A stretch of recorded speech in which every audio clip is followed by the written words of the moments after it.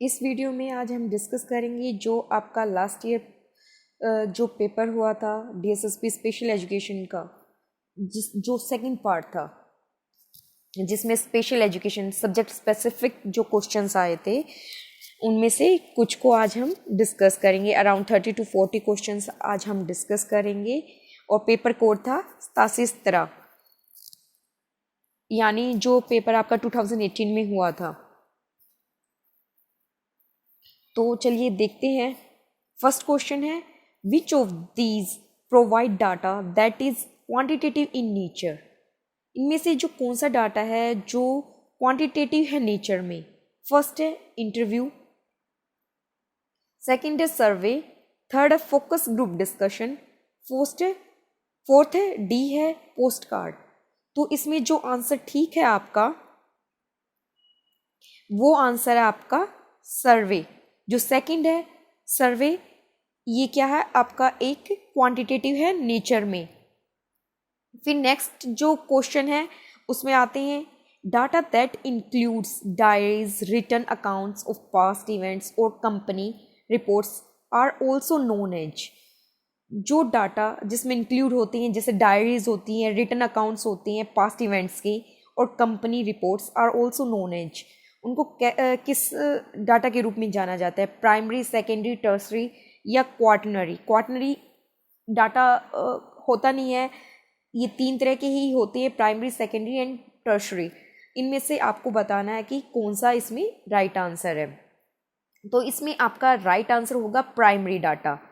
जो घटना जिस टाइम घटी होती है और जो आंखों देखी चीज़ें होती हैं और उसी टाइम वो लिखी जाती हैं, या फिर किसी पास्ट इवेंट के बारे में कुछ लिखा जाता है, और जो कंपनी की रिपोर्ट्स आती है, जितनी भी डायरीज होती हैं, वो सब आपकी प्राइमरी डाटा में इंक्लूड होती है। सेकंड डाटा, जब हम जाके किसी कोई घटना घटित हुई, हम उसके बारे में बता रहे हैं किसी इंसान को, तो मतलब वो जो इंसान है वो क्या करेगा, उसको लिखेगा, तो वो किस चीज़ में आ जाएंगी? सेकेंडरी में आ जाएंगी। जैसे बुक्स होती हैं आपकी टेक्स्ट बुक्स वगैरह, वो सेकेंडरी डाटा में आती हैं। फिर टर्शरी डाटा में जैसे हैंड्स बुक्स हो गई, वो टर्शरी डाटा में आएंगी। फिर नेक्स्ट है, ये क्वेश्चन करना आपके लिए इम्पोर्टेंट है। क्या पता अब की बार डेफिनेशन को कुछ घुमा के पूछ ली, कुछ नहीं कह सकते, तो आप इसको अच्छे से देख लेना, नेट पे अच्छे से सर्च कर लेना इस क्वेश्चन से रिलेटेड कि प्राइमरी डाटा, क्योंकि बहुत से बच्चों को जैसे इसमें डायरीज को या फिर written accounts of past events को देख के ये सोच सकते हैं कि ये सेकेंडरी डाटा है, जबकि ये प्राइमरी डाटा है। फिर नेक्स्ट है, selected responses tests are also called. जो सिलेक्टेड रेस्पॉन्स टेस्ट होते हैं, जिनमें सिलेक्टेड रेस्पॉन्सेज होते हैं, उनको क्या कहते हैं? Subjective, fill in the blanks, objective या शॉर्ट आंसर। आई थिंक ये सबसे आसान क्वेश्चन है, इसका आंसर होगा ऑब्जेक्टिव, ऑप्शन सी। फिर नेक्स्ट आते हैं, Kilpatrick described 4 types of projects including one of the following. जो किलपैट्रिक है उसने डिस्क्राइब किए थे 4 टाइप्स प्रोजेक्ट के, उनमें से कौन सा ये एक है? यानी राइट आंसर बताना, उनमें से चारों में से कोई एक मिलेगा यहाँ पे आपको, उनमें से बताना आपको इनमें से कौन सा राइट है उन 4 प्रोजेक्ट में से। तो हम यहाँ देखते हैं, फर्स्ट ऑप्शन है, ए ऑप्शन है प्रॉब्लमेटिक प्रोजेक्ट, सेकंड है सोशल प्रोजेक्ट, थर्ड है group project, and fourth D option है इंडिविजुअल प्रोजेक्ट। यहाँ पे जो आपका आंसर ठीक होगा वो है ऑप्शन ए, प्रॉब्लमेटिक प्रोजेक्ट उन 4 प्रोजेक्ट में से एक है। समस्यात्मक जो प्रोजेक्ट है वो किलपैट्रिक के 4 प्रोजेक्ट में से एक है। उसके 4 प्रोजेक्ट में से एक है प्रॉब्लमेटिक प्रोजेक्ट, और इसके अलावा है constructive project. Second constructive project है, एस्थेटिक प्रोजेक्ट है और ड्रिल प्रोजेक्ट है। ये 4 प्रोजेक्ट उन्होंने दिए थे किलपैट्रिक ने। और किलपैट्रिक का क्या कहना था, ये क्या मानते थे, किस चीज़ पर फोकस करते थे? लर्निंग बाय डूइंग पर, यानी इंसान करके सीखता है। और जो इनका प्रॉब्लमेटिक प्रोजेक्ट है, इसमें इनका कहना ये था कि बच्चे को मतलब प्रॉब्लम्स फेस करनी चाहिए उसको ऐसी प्रॉब्लम्स देनी चाहिए जिससे बच्चे में जो प्रॉब्लमेटिक है, जो प्रॉब्लम्स हैं उनको सॉल्व करने की कैपेसिटी है वो बूस्ट हो, इम्प्रूव हो। एस्थेटिक जो प्रोजेक्ट है, सेकंड टाइप है जो प्रोजेक्ट का, उसमें क्या है कि बच्चे में अप्रिशिएशन पावर डेवलप हो, जैसे कि कोई म्यूज़िक से रिलेटेड अप्रिशिएशन पावर, या फिर पोएम कोई बच्चा सुना रहा है तो उससे रिलेटेड अप्रिशिएशन पावर बच्चे में डेवलप करनी चाहिए। फिर एक है जो फर्स्ट नंबर का जो प्रोजेक्ट है, कंस्ट्रक्टिव प्रोजेक्ट। कंस्ट्रक्टिव जो प्रोजेक्ट है उसमें क्या कहता है किलपैट्रिक, उसमें किलपैट्रिक कहता है कि बच्चे में मतलब कंस्ट्रक्शन की पावर डेवलप करनी चाहिए, वो अपने आप से खुद से कुछ पैराग्राफ वगैरह लिख के, ड्रामा कर के, इससे रिलेटेड जो हैं वो किस चीज़ में आते हैं, कंस्ट्रक्टिव प्रोजेक्ट के अंतर्गत आते हैं। फिर ड्रिल प्रोजेक्ट, जैसा कि नाम से ही है कि अभ्यास, बार बार बच्चे को ड्रिल कराना किसी काम को जिससे उस पर उसकी कमांड हो जाए। फिर नेक्स्ट आता है question, which of these projects improve the appreciation power of students. देखिए एक ही उससे दो क्वेश्चंस निकाल दिए इन्होंने। अब पूछा गया जो ऊपर जो प्रोजेक्ट्स जिनके बारे में डिस्कस किया कर रहे हैं हम, 4 प्रोजेक्ट्स के बारे में किलपैट्रिक के, उनमें से कौन सा प्रोजेक्ट है जो बच्चे की एप्रिशिएशन पावर को, छात्र की जो एप्रिशिएशन पावर है उसको बूस्ट करता है, डेवलप करता है। Drill, problematic, constructive, aesthetic. इसमें आंसर क्या होगा, इसमें आंसर होगा एस्थेटिक, डी। जो डी ऑप्शन है वो क्या है, करेक्ट है। एस्थेटिक क्या होगा, इसमें राइट आंसर होगा। अभी मैंने आपको बताया, चारों की डिटेल बताई है किलपैट्रिक की। अगर किसी कोई बच्चा, कभी हमें क्वेश्चन आगे पीछे भी देख लेनी चाहिए। देखो आपको इसका ऊपर वाले का आंसर नीचे मिल रहा है, इसमें चारों ऑप्शंस दे रखे हैं किलपैट्रिक के, चारों के चारों।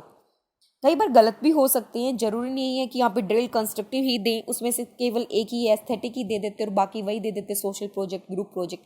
लेकिन फिर भी अगर थोड़ा बहुत किसी ने पढ़ रखा है तो उसको इससे हिंट मिल सकता है। फिर नेक्स्ट क्वेश्चन है, this is the role of the teacher during the project method of teaching. इनमें से क्या प्रोजेक्ट मेथड के दौरान क्या टीचर का एक रोल होना चाहिए। फर्स्ट ऑप्शन ए है डिक्टेटर, कमांडर का, ऑथोरिटेरियन का, या फिर गाइड का। तो ऑब्वियस सी बात है, जैसे कमांडर हो गया, ऑथोरिटेरियन हो गया, ये तो लगभग सेम ही हो गया इनका मीनिंग। डिक्टेटर का भी नहीं हो सकता है, तो टीचर को किसका रोल अदा करना चाहिए। यहाँ पे सबसे बेस्ट आंसर क्या है, गाइड, मार्गदर्शन का, मार्गदर्शक है उसका काम करना चाहिए एक टीचर को। तो डी ऑप्शन इसमें क्या होगा, राइट होगा। फिर नेक्स्ट क्वेश्चन देखती हैं, an advantage of the objective type test is. जो ऑब्जेक्टिव टाइप टेस्ट है उसकी एडवांटेज क्या है। ऑप्शन ए है गैसिंग, बी है हाई कॉस्ट, सी है ऑब्जेक्टिविटी, डी है टेस्ट सुपरफिशियल नॉलेज। तो इसमें राइट आंसर क्या होगा, ऑब्जेक्टिविटी, सी ऑप्शन क्या है, राइट है। फिर हम नेक्स्ट क्वेश्चन पे चलते हैं, in this type of assessment deep level objective understanding, application and problem solving skills can be evaluated. First है मैचिंग आइटम्स, सेकंड है शॉर्ट आंसर, थर्ड है ऑब्जेक्टिव आइटम्स, फोर्थ है फिल इन द ब्लैंक। तो इसमें right answer क्या होगा, सी, objective type items. फिर next में आती हैं, अ डिसएडवांटेज ऑफ ऐसे टाइप आइटम्स इज। अब इसमें बोला गया है कि जो डिसएडवांटेज है ऐसे टाइप क्वेश्चंस की, जो बड़े क्वेश्चंस लिखे जाते हैं, ओपन एंड क्वेश्चंस होते हैं, उसकी डिसएडवांटेज क्या है। यहाँ पे ऑप्शन ए दिया गया है, इजी टू प्रिपेयर, बी है permits examining to write down comprehensively, C है एनकरेज रोट मेमोरी, डी है ensure wide coverage of content. तो बनाना क्या है, आसान है। दूसरा क्या है, और ये हाँ एग्जामिन कॉम्प्रिहेंसिवली, टीचर को अच्छे से चेक करना पड़ता है क्योंकि इसमें ज़्यादा लिखा जाता है। एनकरेज नहीं करते ये रोट मेमोरी को, तो इसकी डिसएडवांटेज क्या होगी, ensure wide coverage of content, ये निश्चित करते हैं कि कंटेंट की ज़्यादा से ज़्यादा कवरेज हो। ऐसा नहीं होता है, मान लो 100 मार्क्स का है, उसमें सभी ऐसे टाइप क्वेश्चन दे दिए तो उसमें ज़्यादा एरिया कहाँ कवर हुआ, कंटेंट ज़्यादा कहाँ कवर हुआ। तो ये क्या है, इसकी एक डिसएडवांटेज है, इसमें ज़्यादा कवर नहीं हो पाता है कंटेंट। फिर नेक्स्ट क्वेश्चन आते हैं, children with this type of dyslexia are able to sound out individual letters phonetically but have trouble identifying patterns of letter in groups। इसमें बोला गया है कि जो बच्चे हैं इस टाइप के डिसलेक्सिया में क्या होता है, जो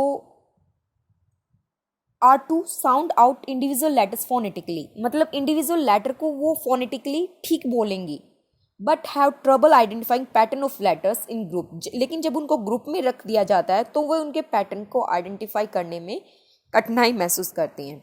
ऑप्शन दे रखा है डायरेक्ट डिसलेक्सिया, ऑप्शन बी है डायसेडिटिक डिसलेक्सिया, ऑप्शन सी है डायस्डेसिया डिसलेक्सिया, ऑप्शन डी है डिसलेक्सिया विद डिस्ग्राफिया।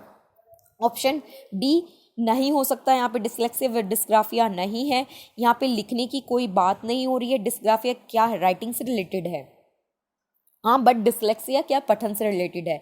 डायस्डेसिया कोई ऐसा मैंने कहीं भी कोई टाइप पढ़ा नहीं है, हाँ, लेकिन जो आपका ये सेकंड है डायसेडिटिक डिसलेक्सिया, इसमें ऐसा ही होता है कि बच्चा इंडिविजुअल साउंड को ईजिली पढ़ लेता है, लेकिन वो जब ग्रुप में वो लेटर्स को लिखा जाता है उनके पैटर्न को ईजिली आइडेंटिफाई नहीं कर पाता है।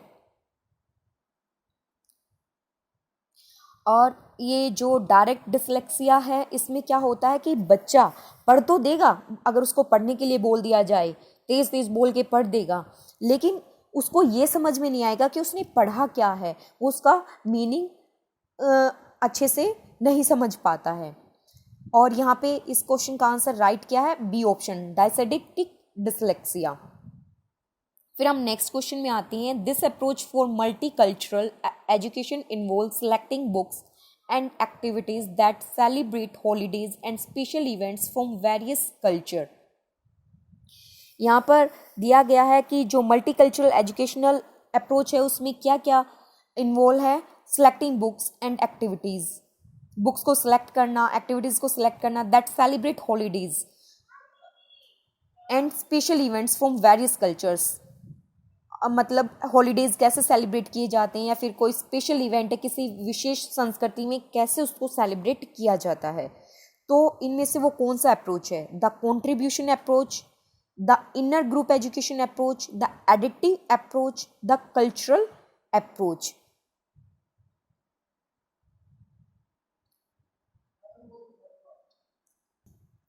तो यहाँ पे राइट आंसर क्या है, ऑप्शन डी, जॉन डेवी ने लर्निंग बाय डूइंग पर फोकस किया था। फिर नेक्स्ट आते हैं, which nation has the largest population of illiterate adults in world. इनमें से जो कौन सा देश है जिसमें इलिटरेट अडल्ट्स हैं संसार में सबसे ज़्यादा। फर्स्ट है चाइना, सेकंड है इंडिया, थर्ड है ब्राज़ील, फोर्थ है बांग्लादेश। सबसे ज़्यादा इलिटरेट अडल्ट्स हैं इंडिया में, ऑप्शन बी। इसका राइट आंसर है ऑप्शन बी, इंडिया में सबसे ज़्यादा अराउंड 257 मिलियन अडल्ट्स हैं जो इलिटरेट हैं। फिर नेक्स्ट आती है, the condition of anotia. Anotia refers to which of the following. इनमें से जो अनोटिया है कंडीशन वो किससे रिलेटेड है।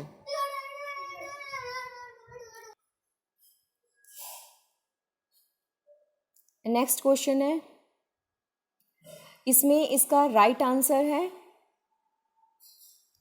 Complete, option C. Option C है complete absence of auricle and lobule. Anotia का मतलब क्या होता है, अनोटिया का मतलब ये होता है कि जब ये आपका आउटर ईयर होता है, पिन्ना जिसको बोलते हैं, ये कंप्लीटली एब्सेंट होता है बच्चे में, तो इसको अनोटिया बोलती हैं। माइक्रोटिया होता है जिसमें मतलब बच्चे का जो ईयर है, आउटर ईयर पिन्ना है, वो अंडर डेवलप्ड रह जाता है, यानी छोटा रह जाता है साइज में। तो इसका राइट आंसर यहाँ पे क्या होगा, the condition of anotia refers to complete absence of auricle and lobule.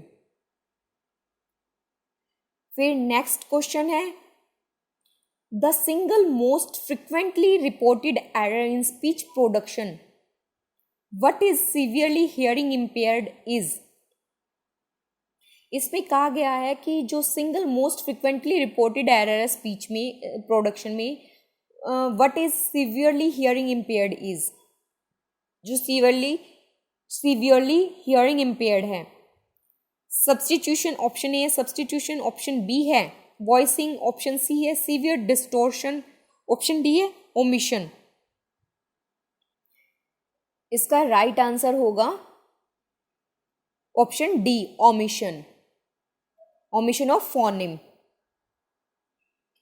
फिर नेक्स्ट आते हैं, which of these is not a traditional approach to auditory training, इनमें से कौन सा एक ट्रेडिशनल अप्रोच नहीं है ऑडिटरी ट्रेनिंग के लिए।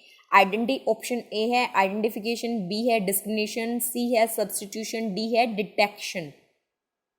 तो इसमें से ये बताना है कि ट्रेडिशनल अप्रोच ऑडिटरी ट्रेनिंग का नहीं है।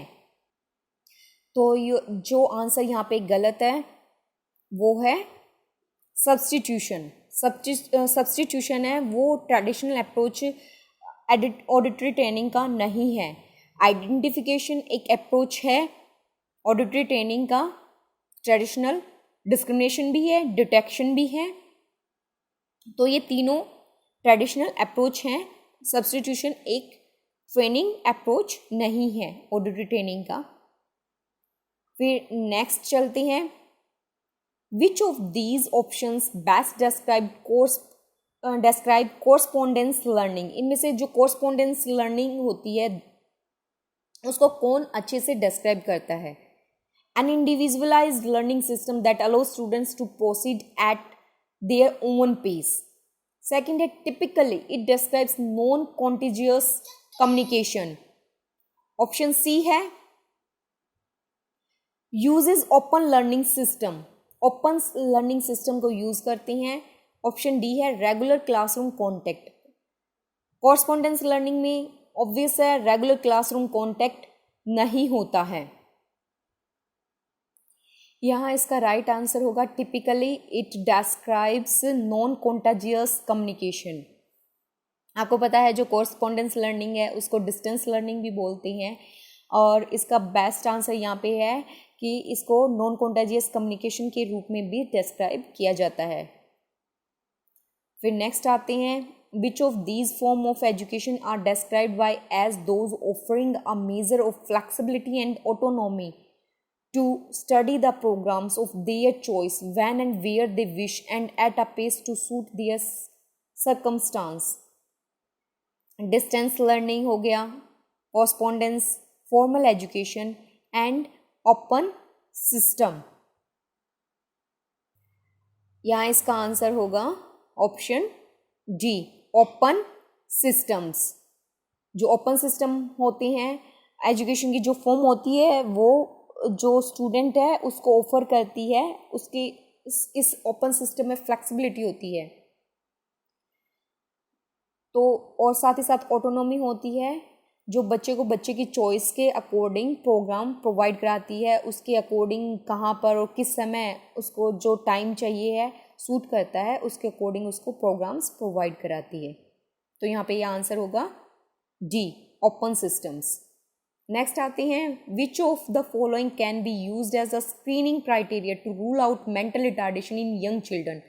जो यंग चिल्ड्रन होते हैं उनमें से कौन सा ऐसा क्राइटेरिया है जिसके अकॉर्डिंग उन बच्चों को स्क्रीन आउट किया जा सकता है। फर्स्ट ऑप्शन है use of gestures extensively while communicating.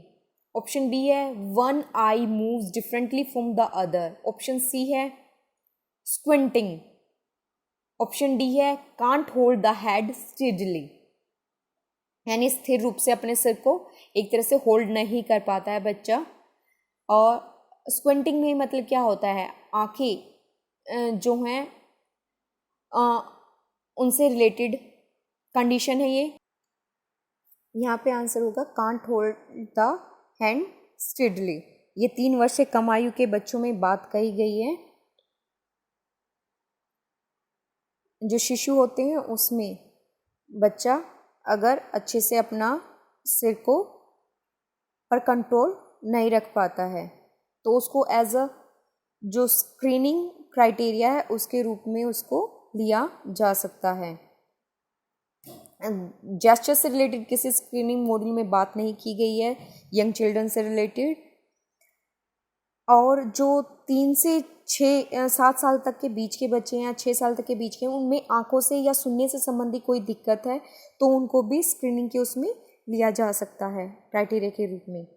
फिर नेक्स्ट आता है which of these is not a postnatal cause of multiple disability. इनमें से कौन सा एक पोस्ट नेटल कोज नहीं है मल्टीपल डिसेबिलिटी का। Contracting infection during birth, second है रिएक्शंस ऑफ मेडिकेशंस, थर्ड है brain injury due to abuse, D है childhood infection, brain injury due to abuse, reactions to medications and contracting infections during birth. इसमें multiple disability का ये पूछा कि post natal cause नहीं है तो ऑप्शन क्या होगा इसमें, ए राइट होगा। बाकी तो क्या है, पोस्ट नेटल कोजेज हैं, कोई मेडिकेशंस दे दी गई बच्चे को उसकी वजह से हो गया, या ब्रेन इंजरी हो गई उसको, या फिर चाइल्डहुड में कोई इन्फेक्शन हो गया, तो ये पोस्ट नेटल हैं। नेक्स्ट पे चलते हैं। Mental retardation is also known as, इनमें से जो मेंटल रिटार्डेशन है उसको और किस नाम से जाना जाता है। Option A loss of visual activity, ये तो बिल्कुल ही नहीं है, ये विजन से रिलेटेड है। सेकंड ऑटिज्म मेंटल रिटार्डेशन की कैटेगरी में नहीं आता है, ये बिल्कुल एक अलग सिंड्रोम है। सी है कॉग्निटिव डिसेबिलिटी, आपको पता है मेंटल रिटार्डेशन आईक्यू से रिलेटेड है। नेक्स्ट है ऑप्शन डी अल्जाइमर डिसऑर्डर, तो यहाँ पर क्या है, मेंटल रिटार्डेशन आईक्यू से रिलेटेड और कॉग्निटिव क्या है, ये भी संज्ञान से रिलेटेड है हमारी। तो यहाँ पे राइट आंसर क्या होगा, ऑप्शन सी कॉग्निटिव डिसेबिलिटी। फिर नेक्स्ट आते हैं anorexia nervosa is a type of death disorder in children. जो एनोरेक्सिया नर्वोसा है वो बच्चों में किस तरह का डिसऑर्डर है। First option A eating, option B है ऑटिज्म स्पेक्ट्रम, ऑप्शन सी है affective, option D anxiety.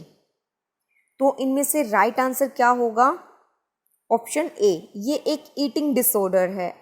Anorexia nervosa क्या है, एक ईटिंग डिसऑर्डर है।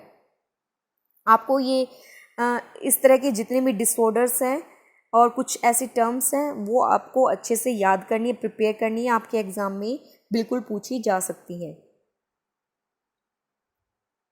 फिर नेक्स्ट में आती हैं which of these is an added mode of communication.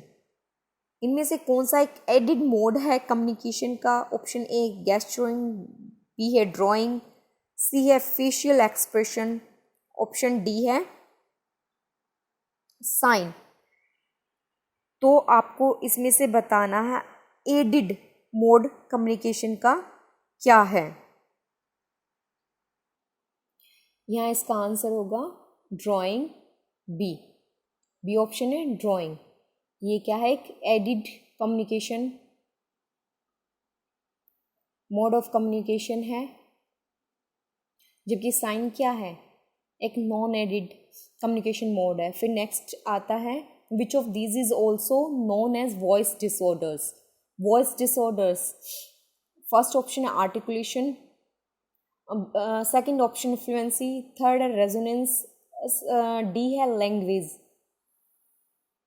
जो आर्टिकुलेशन होता है, आर्टिकुलेशन में क्या होता है, स्पीच प्रोडक्शन होता है, अगर उसमें कोई दिक्कत आती है तो ये एक स्पीच डिसऑर्डर है। बी ऑप्शन है फ्लुएंसी, फ्लुएंसी में क्या होता है, फ्लो, रिदम हमारी गड़बड़ा जाती है। इन दोनों में डाउट है